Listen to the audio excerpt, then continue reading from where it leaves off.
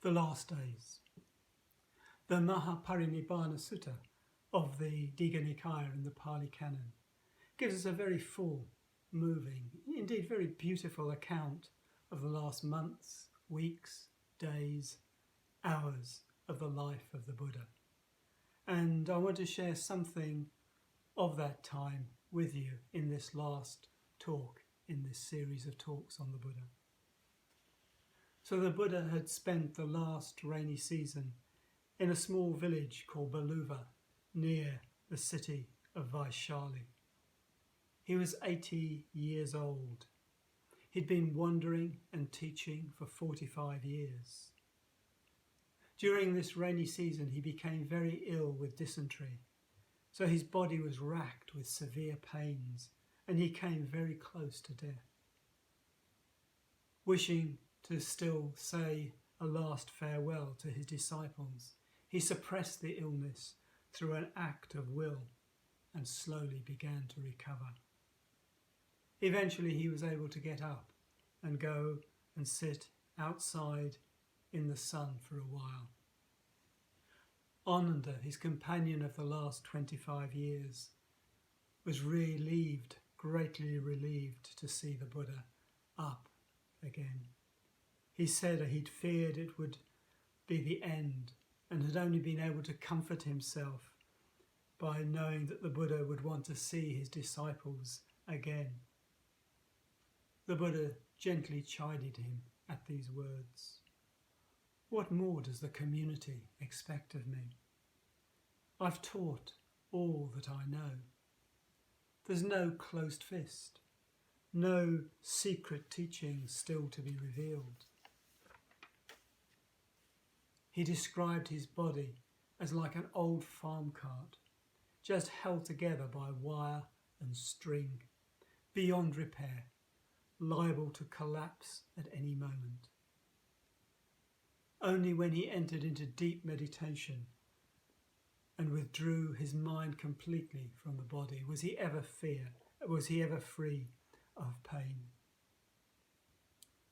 He said to Ananda, the time has come when each of you must become an island, a refuge unto themselves, and no longer rely on me.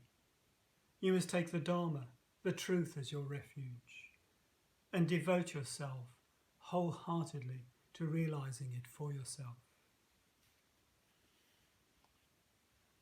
When the Buddha was well enough, he and Ananda set off on a final tour. I always find this remarkable. The Buddha giving of himself right to the end, old, sick, but still, rather than just staying in one place and waiting for those who were able to come to him, he set off on this last journey to try and see as many of his disciples, monks, nuns, lay, as he could for one last time. And we hear how he roused, inspired, encouraged them wherever he went. And wherever he went, word quickly spread, and disciples flooded to see him and hear him. Again and again we find him teaching the threefold way of ethics, meditation, wisdom, sila, samadhi, prajna. Over the years, the Buddha had explored many ways of communicating the truth he discovered, many ways of opening up the path to follow, for those who wanted to follow in his footsteps, to discover his wisdom and love and compassion for themselves. And it's interesting that this seemed to be for him in these last days the teaching that best summed up the path he'd opened up, this teaching of ethics, meditation, wisdom. The Buddha and Ananda travelled on, village to village, town to town, and they came to a place called Pava. And at Pava, they were given a meal by a lay disciple called Chanda, a goldsmith. The meal may have been very rich and after it, the dysentery returned with a vengeance. And this time the Buddha knew that the end of his life was close. He and Ananda travelled on, but now the Buddha was very frail and ill. He needed to rest often, and he was in great pain. But he still thought to send a message to Chanda, assuring him that he need feel no regret at the meal that had brought on that last fatal illness. Rather, he should know that it was an act of great merit to have provided a Buddha with his last meal. And he made sure that others also heard that message, so that no blame or hurt should be attached to Chanda. The Buddha and Ananda travelled on and came to a pleasant grove of sal trees not far from the town of Kusinara. Between two trees there was a stone couch, and on this couch the Buddha now laid down. Hearing that the Buddha's end was coming close, more and more disciples began to gather in the sal grove. In an earlier talk I mentioned how Ananda, having made sure the Buddha was comfortable, for a while went off by himself and was to be seen weeping, leaning on a doorpost, saying, "He who was so kind will soon be gone. He who was so kind will soon be gone." The Buddha noticed Ananda's absence and sent for him. He reminded Ananda again that all conditioned things must come to an end, and death comes to all, including himself. And then he rejoiced in Ananda's kindness and care for him over so many years. He asked Ananda now to go into Kusinara to tell the townsfolk, the disciples there, that the Buddha would die in the sal grove that night, and invite them to come and be in his presence once more, one last time, and receive his blessings.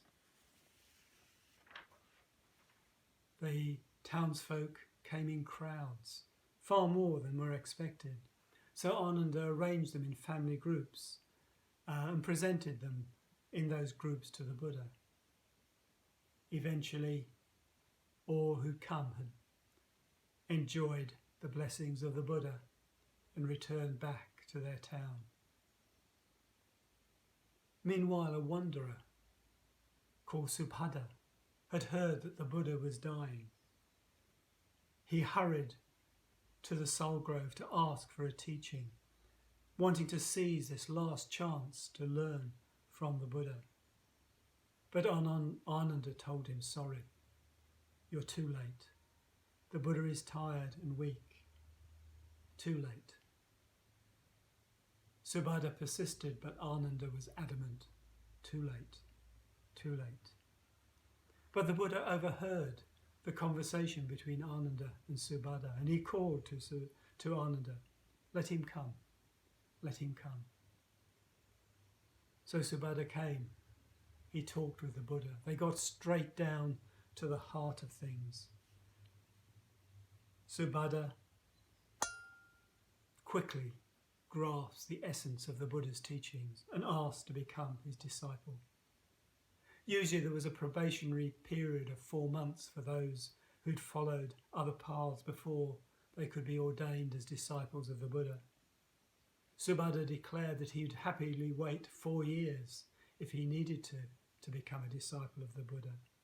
But the Buddha said it wasn't necessary, and he asked Ananda to see that Subhadra was ordained there and then.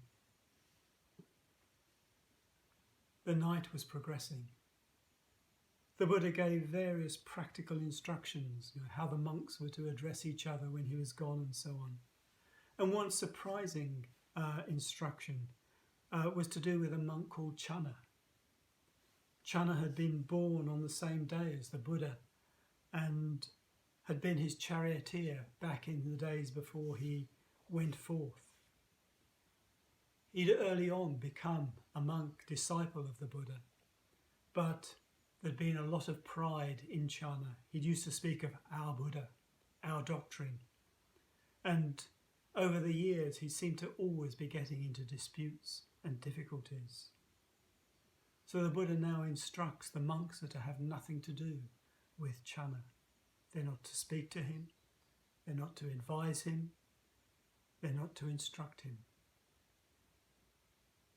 Later on, after the Buddha's death, when Ananda gave Channa the Buddha's instructions, the shock of hearing that the Buddha had given these instructions so close to his death shook Channa, shook him out of his pride and allowed him to finally really open his heart to the teaching so that he could go to the forest and quickly become one of the arahats. And it is striking again how, even so close to death, the Buddha remembered an old companion, an old friend, and did what he felt was needed to help them.